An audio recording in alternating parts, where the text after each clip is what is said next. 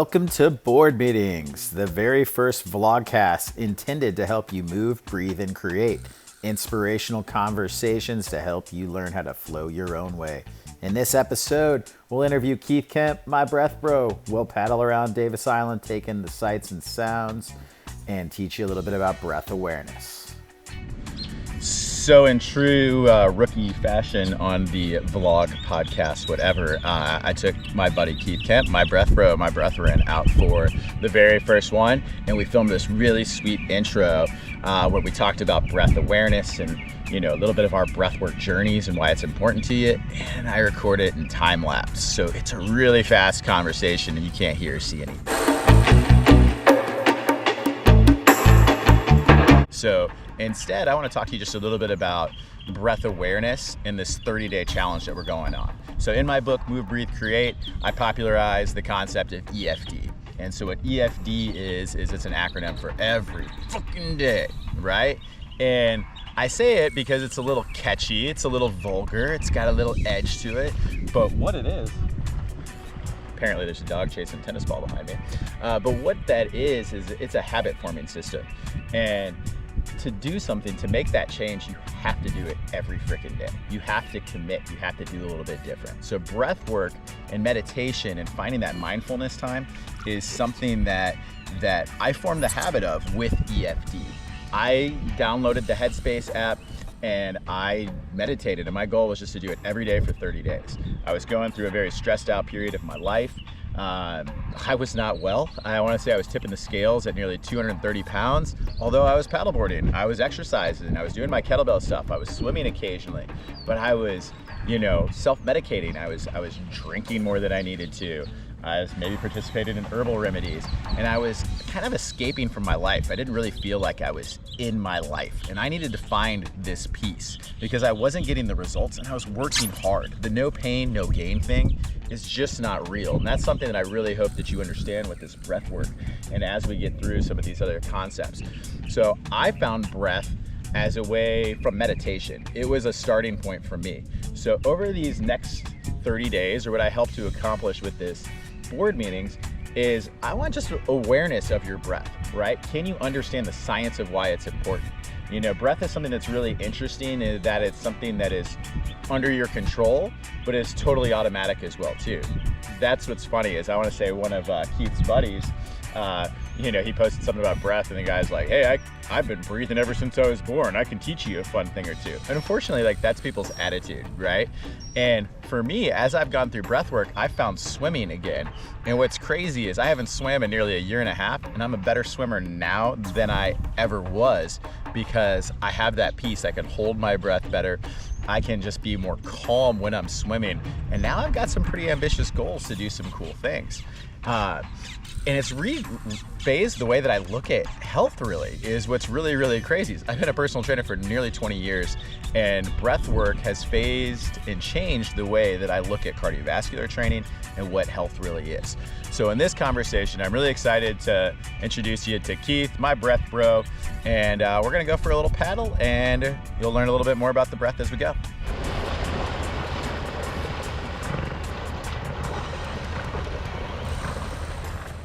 So we are paddling off of the beach flow beach, as I like to call it, or the Davis Island beach. So as you can see, it's just behind us right there. And that's one of my offices where I train a lot of people. This is where we teach beach flow classes. And as you can tell, it's pretty amazing right here to be so close to downtown Tampa, just out here by the airport. There's a dog park, etc. So this is one of my favorite places to paddle in Tampa. Paddling around the island's about 6.5 miles, take you a couple hours if you're a novice, maybe an hour, really fast, but a great place to paddle here in Tampa Bay. Out here at the end, there's the yacht club. Here comes KK Love. Hey, hey.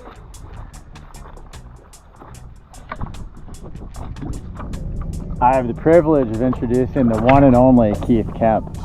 So Keith is the common sense coach.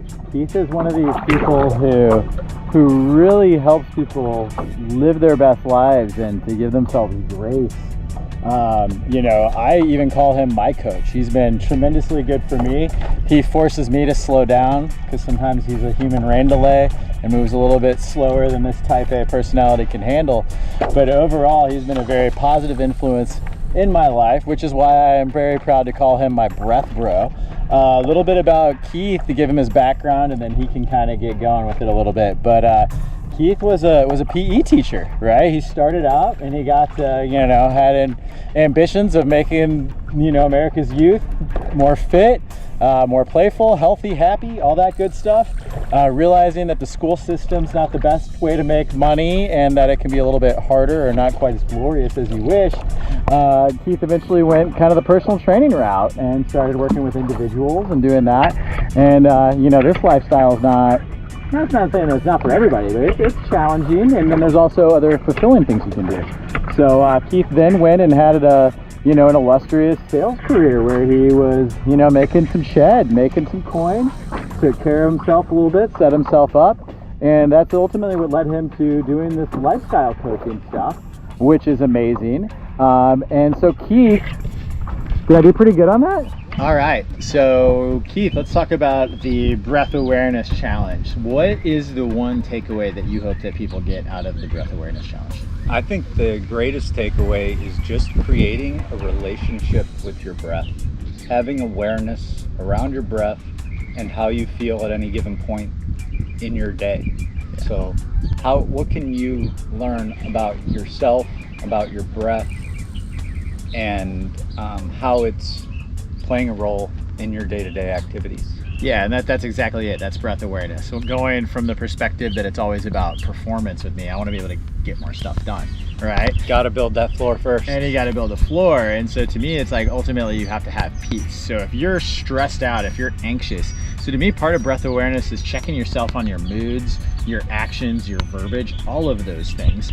Because if you can just check back in with your breath and do some of these things about doing like 6 down regulation breaths or 6 box breaths, can you do something in a minute or two that is going to lower that stress response? Yeah, well, and we're so often in our thoughts, in our mind, and what I've found with the breath is that it is the best way to get back into our body. So you check in with the breath, check in with the brain, check in with the body. It's the 3 B's. Be able to drop yourself back into your body, get out of all of that stuff that's going on upstairs, and become aware. Yeah, and as I said, that's ultimately what a breath awareness, or when we're talking to you about breath work, that's what it's about. Because I know that anybody who puts any time or thought into this practice is going to feel how much better they feel immediately, and they get hooked. It's so funny when I start asking people to do this, there's the resistance. Hey, do you want to do something that's free? Is going to help get you free endorphins, help you feel the best, is going to make you feel more at peace, is going to help you live up to your potential, and is going to help you perform all day. It's totally free, and all you got to do is do nothing and just be aware of your breath, right? And if you start there, and then as you want to learn more, or you start to get these other resources from people who are way smarter than us, you know, reading The Oxygen Advantage by Peter McCowan, Just Breathe by Dan Brule, the one by Nestler that is just called Breath or Breathe or James whatever. Nestor. Yeah, those are 3 of just kind of the mandatory things that if you get your interest sparked by this, sure, we're going to give you some good content, but those are the masters. These are the people that have been doing it for years, and that's who we lean to, and that's who we're learning from. Yeah, and those are all great things to validate. There's science behind all of this, right? So, you know, it goes back to this, you know, as common sense coaching, right? Yeah. Breath. It's the first thing we do when we come into the world. It's the last thing we do before we leave, and we do it the entire time in between. So don't you think it might be a good idea to know a little bit about the breath and how you can strengthen your relationship with it? Yeah, exactly. I remember you had a friend one time, we were advertising some breath thing, and he like gave you crap like, oh, I'm pretty sure I've been breathing since I was born, I can give you a class. And it's like, that attitude is almost like not being like open to other people's like cultures, or like poo-pooing on somebody for like wanting to be healthy, right? It'd be better. This is the one thing, like I said, if there was one thing that any of my clients would do, or that I wish my family would adopt, any of these people that I truly care about or that I want to help, is that they understand how this raises their floor which then helps them raise their ceiling. That's how you raise your performance. And the thing is, the people that are uncomfortable, it's just because they don't know yet, right? Yeah. People are uncomfortable with things that they don't understand. So that's what I really like to do, is to be able to educate people, give them a little bit of an understanding of what the breath can do. Maybe show them some people like, I don't know, the Navy SEALs, some people that are very high performing individuals, that this is the foundation of everything they do. Yeah, 100%. That's how they stay calm under pressure, is the box breath. That's Right. one of the things that we talk about. I've even got a video of how you can do that. So if I can figure out how to link stuff in, maybe this is my challenge, that I can link that one in right Well, there. and it helps you. The more that you have that relationship with your breath, you're able to relax into intensity. Intensity may be a difficult conversation with a loved one. It may be a big proposal you have coming up at work. All of these things in our daily life, that the more you get in touch with your breath, the more you're able to stay cool, be the calmest person in the room, and really be able to show up for yourself and others. Yeah, because I keep talking about performance and like how much you can do and how that's important to define that for you. What does that mean for you? Performance is really about recovery, right? And so that's what the one thing the breath does, is it gets you into that parasympathetic state so that your body can heal itself. You're getting away from that stress. And that's the way I like that you talked about that. Yeah, there's a time and a place for the sympathetic, right? We gotta have that to get up out of bed and have motivation to start our day. But what kind of practices can we instill, say, in our bookend our day with some morning and evening rituals when we actually have our time? Because once life starts lifing, right? Yep. It's out of our control. Yeah. So the more you can practice these things in your morning before you start your day, and at the end of the day, then throughout your day when life starts lifing, you're going to be much more calm. Yeah. You're going to be able to handle those not so fun moments. 100%. And so I want to change gears a little bit away from the breath awareness challenge, because it made me just think of my first breath tutorial was with a guy named Moses Bernard here in town in Tampa. Dr. Moses is the man. He'll make your work nice.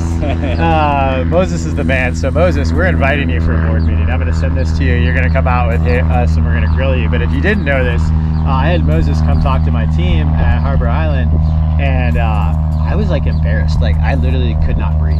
I realized that I couldn't breathe out of my one nostril. My wife was basically kicking me out of bed because I was snoring at night. I was looking at my family and a family history of breathing problems, from sleep apnea to respiratory diseases. And I was looking at myself in the mirror and I was like, oh, I suck at breathing. So you suck at the thing that is going to help you the best. So going back to the common sense coach thing, this is what I'm talking about. So I was a mouth breather as well. Yeah. So Moses did something, and I literally couldn't do it. And so and then I became a little embarrassed by it. I was like, oh, I'm shying away from that breath work because I'm not good at it, right? That's a natural human reaction. Ego shit. It's ego shit, right? But then that's also what inspired me to start looking into it. And around that time is when I found the oxygen advantage. And I read the oxygen advantage and my mind melted. And it was like, so do you have an embarrassing breath story, or a time where you maybe just early resistance or anything like that? No, the mind-blowing part for me was the first night that I mouth taped, because I was a mouth breather up until about a year ago, really. And so the first night I taped my mouth, I got the best night of sleep, and it blew my mind. And I'm now a nasal breather. I'm able to, at high heart rates up to 170, be able to breathe through my nose. And I think that is just the mind. Reading James Nestor's book Breath, just fucking blew blew my mind, because it all made so much sense. But it was just how did I get to be 44 years old and I'm just now learning this stuff? Why aren't people teaching this, right? Well, there's no money around it. It's free. That could be a whole nother podcast. Yeah. But it just blew my mind and made so much sense, and was kind of what really catapulted me to just everyone people, I got this going on. Well, how's your breathing? Everything, almost any melodic, any You thing that's became going like wrong that with vegan or CrossFit guy that you're like pushing your breath. Can I tell you about my breath? No, I'm just kidding. Nah. But anyways, going back to the mouth taping stuff, which is something that I do as well too, and had tremendous results. And it sounds really, really freaking weird or scary at first, but they talk about it in Nestor's book as well as in the Oxygen Advantage. But what's crazy is people's facial structure, their teeth, the size of their tongue. All of this goes back to the way that we breathe, and even at very early ages. And I started noticing this in my daughter, who's 9 years old. She's a little bit of a mouth breather. It's natural, it's hereditary, and she's having some kind of like orthodontist stuff. I'm like, oh, I wonder if I can just get her to start breathing and all that kind of stuff and having more breath awareness, how I can change that. But going back to just the idea of breath taping, it's totally scary at first. There's a surgical tape that you can get on Amazon for like $2. Yeah, it's 3M micropore tape. Yep, you put just a little bit over here, just a little bit over your mouth, just a tiny little bit. So I've had the same roll for like a year and a half or something. It lasts forever. My wife gets really annoyed because she finds them all over the house. Sorry, boo. Anyways, but I do this when I sleep, and like you said, my HRV scores, my REM, my deep sleep, all of these things go better. So if breath is that one fundamental thing that's going to get you the most bang on your back as far as your wellness, sleep is the drastic number 2. 100%. And guess what breathing does? It helps sleeping. Yeah, and that's when we talk about building your foundation, building your floor. You know, everybody's so caught up in chasing the ceiling with going high intensity and all this stuff. Where, you know, if you're not breathing properly, none of that other stuff matters. You're not going to be healthy. Yeah, and like always talking about raising the floor, that's the most recent epiphany as I had this. I've been a personal trainer or coach for nearly 20 years at this point. And what's funny to me is now that I understand the physiology of breath and its importance and its whole role on the entire system, it's changed the way I look at cardiovascular exercise, right? Correct. Like, so as you were talking about raising the floor, working out in like zone 2 in that fat burning zone is really what's going to help get people more benefit. But what everybody does is they go hire a me and they go to a class and there's bright lights and there's loud music. So here's a stressed out adult getting in here and they get that sympathetic nervous system turned all the way up when they're already on 10. So they're going to get some of those positive benefits, those endorphins, and some of those things that are going to make them feel better in the short term. But that's not going to necessarily help flip on that parasympathetic nervous system. So that's something that, you know, as a coach, I finish most of my workouts with a breath, or at least doing a down regulation breath, right? So can you explain to me just a couple of these tactical cues or little breath patterns that you would invite people to do on a day-to-day? Well, I mean, first and foremost is just having breath awareness, watching the breath, becoming aware that your body is breathing the breath for you. There's nothing that you have to do, right?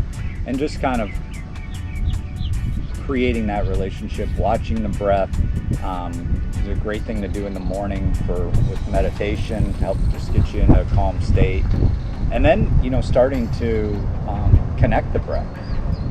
Just the coherent breath, I feel like, is, if there was one breath that I would teach everyone, it would be coherent breath. So it's a 5-second inhale, a 5-second exhale. It also helps to connect the heart to the brain, which is a whole nother podcast about heart coherence. Yeah, and I was going to say, if I could jump in there real quick, that's the one thing that blows my mind. Is there's a Jack Johnson lyric that says, like, your head and your heart really shouldn't be that far apart. And that lyric has always stuck out to me. But what's mind-blowing is that the connection between your heart and your head, everybody thinks that this is running this. Well, A, it's connected, but 90% of the communication in your nervous system goes from your heart to your brain.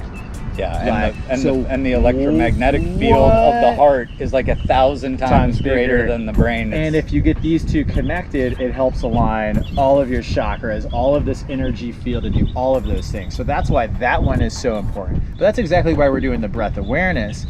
We want you just to learn these little things so that you get that little bit of information, and it makes you want to ask us questions. It makes you want to purchase these books, and maybe you come to one of our things. But ultimately, I don't care if you ever pay me $1. I care more about getting people to understand this stuff, because it's helped me that much, it's helped you that much, and it's helping other people. So all we hope to do is really to just spark your interest and your curiosity in this. Well, that's the biggest thing. Great point, Garrett, is that everybody, it's your own breath journey, right? Mm-hmm. And even my teacher, Dan Brulé, says that, goes, you know, we're just at the tip of the iceberg of this breath thing. And it's just now getting studied, really. Every single person has their own discovery, their own relationship with their breath. So he doesn't put everything in a box. So what we want to do is just try to lead people to get a taste of the breath, offer some different tools to be able to use practically in your daily life, and then build the habit of just actually connecting with your breath on a regular basis. Exactly, and that's where another one of the things that we say in the breath awareness challenge that I mentioned in the book is the idea is that your breath is your remote control to your nervous system. Right? Yes. So as you learn some of this technique, as you sit with yourself, that alone is going to help you. You can breathe, really breathe the way you want to feel. Exactly. That's one of the key things. Breathe the way you want to feel, and then you learn some of these little things of like using a triangle breath and holding the inhale to help you get a little bit of an excitement. You can learn how to do a triangle breath before we ask you to do a Wim Hof breath.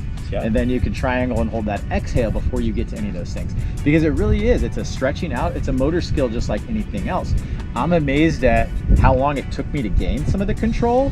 And then I'm also like mind blown how things are still opening up for me. Like new portals are constantly arising. Yeah, my mentor Sage calls them trap doors. Trap doors. Yeah, you just, the more you get through your breath and you find different trap doors throughout the breath that just kind of take you to different places. But even there's a great breath for helping people fall asleep at night. Yep. People with insomnia. It's a 4-7-8. It's a triangle breath that I've found that when I'm having a hard time falling asleep, I get into that breath and I don't know, 3 or 4 rounds, I lose track of count, and then I'm off to sleep. Yeah, I've done a few of those like down regulation breathing cycles, and then like I actually fall asleep, and I'm like, what just happened? It's like time traveling. And talk about being restorative is you can also get your brain into waves that are exactly the same or even slower than they are in deep sleep or REM. So if you're not getting enough sleep, like I've got this bad thing where I wake up at 3:30 or 4 in the morning, but I'm calling it a bad thing, but I really think it's a blessing because my body is craving to breathe. So I'll go and I'll do about an hour, and I don't know if I'm sleeping. I don't know if I'm dreaming. I don't know if I'm breathing. It's basically like lucid dreaming. It's like I'm kind of teaching myself how to lucid dream. But what is amazing to it is the data shows up on my Whoop strap as that I'm in sleeping. REM. So I'm getting that reoccurring thing. So I'm having nights that I'm getting 6 hours of sleep, and I'm spending almost 4 hours in deep sleep in REM. Well, and that's a perfect example of how you can use your breath in your day to actually get the benefits of, like, you wouldn't be that relaxed except if you were sleeping. You can get into that relaxation, gain the benefits, and then hop back into your day. The biggest thing I think, Garrett, that seems to be, especially after this last year, people that are, anxious, right? There's anxiety,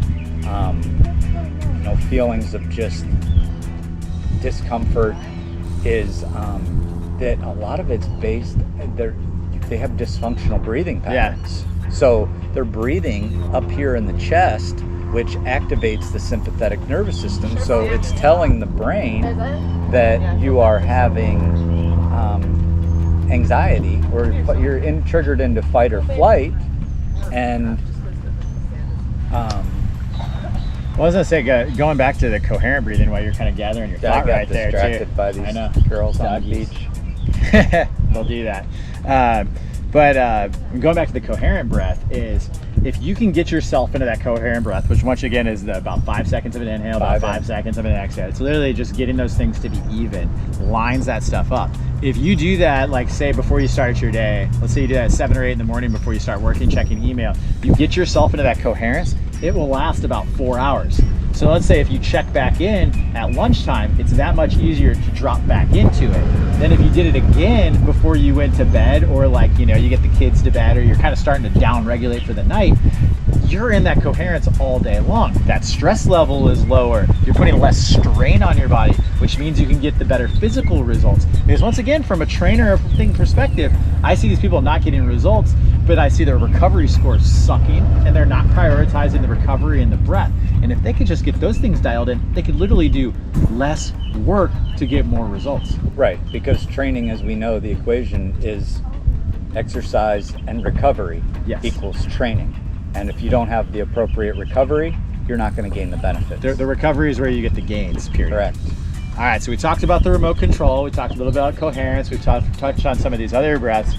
Talk to me a little bit about like the Ujjayi breath and what that would be used for. Yeah, so Ujjayi is great too, which is the Ujjayi's ocean breath or Darth Vader. So it's kind of like a good way to learn the Ujjayis, to think about fogging a window and then just closing your mouth and doing that through your nose.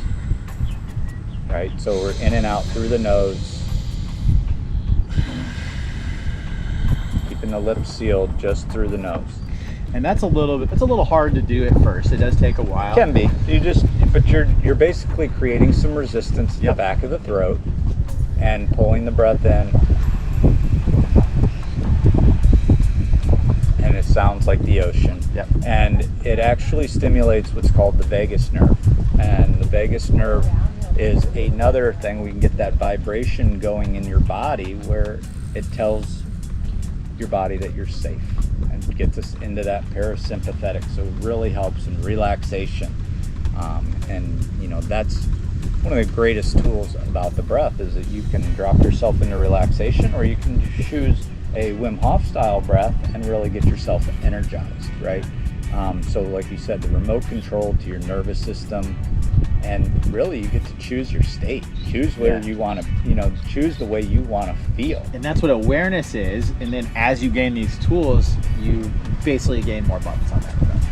It's the easiest way of looking at it. So what advice would you give to somebody who's going to kind of follow along or start this breath practice with us as we're doing this breath awareness thing? Well, I think just continue to try all the different types of breath. Yep. Reach out with any questions. I'm always available for one-on-ones, whether that be over a Zoom call or in person or a phone call. And